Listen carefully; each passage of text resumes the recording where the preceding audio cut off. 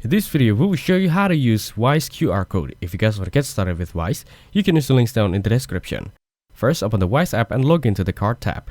Then, swipe left on your card image to find Pay with QR code or Pay like local. Next, step on Scan QR code to open the camera or import QR code if you have it saved in your photo gallery. Now, scan a supported QR code with your camera or choose an image containing the QR code. After that, follow the steps to confirm your payment. Once done, you can review the payment anytime under the Transactions section in the Wise app.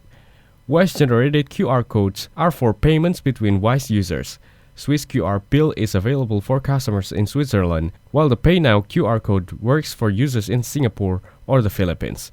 Hungarian QFIC QR code is for those with a HUF balance. For customers outside Singapore, Pay Now QR codes are only for business payments, with limits of $1,000 Singapore for transaction and $20,000 Singapore per calendar year for non-SG users.